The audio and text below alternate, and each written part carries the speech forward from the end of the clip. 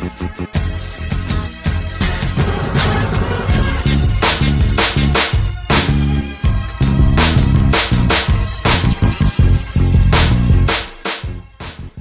welcome to another episode of Smart Remarks.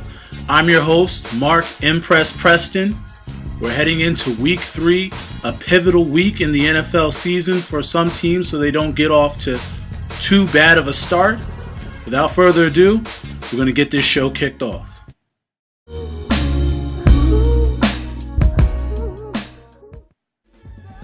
Okay, for one of our new segments, it's called What Did We Learn?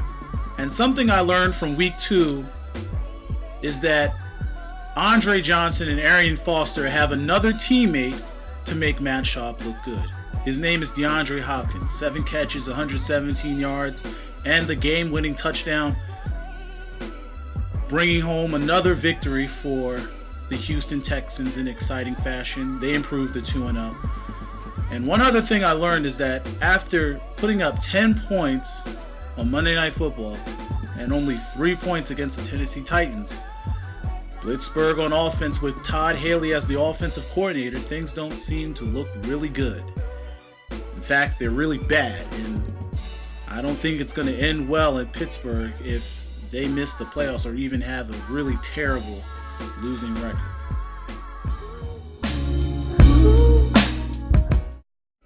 Another new segment we're adding to the show. Instead of ranking teams in the AFC and NFC separately, we're going to consolidate that together in what I like to call my high five. And marching in at number 5 are the Saints. 2 weeks, 2 wins, and they're playing a little bit of defense in New Orleans. At number 4, I have the 49ers. There's no shame in losing to Seattle in Seattle. 49ers will get a chance to have their division foes in San Francisco.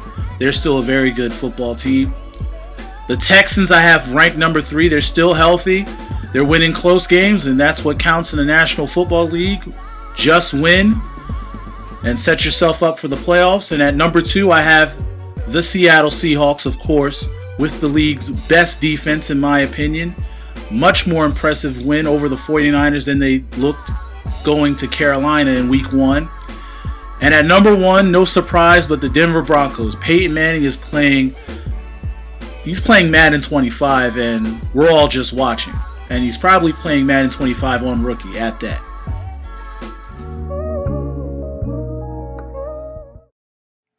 And now for our smart picks. Now last week, I went 13-3, which is a lot better than what I did opening week going 8-8. So overall, I'm 21-11 on picks. I'm not in first, but it's a long season, and I'm more than confident that I'll be number 1 when it's all said and done. Now, a couple of games that intrigued me this week. San Diego, after an impressive road victory over Philadelphia, goes to Tennessee to take on the Titans in a battle of 2 teams that are 1-1. Really interested to see who's going to come on top of that game. I have the Titans winning that. Also, 2 very good football teams in St. Louis going to Dallas, who lost a heartbreaker at Kansas City last week. I don't think that's going to happen again. They will beat the Rams. It's going to be tough because St. Louis is a very physical team.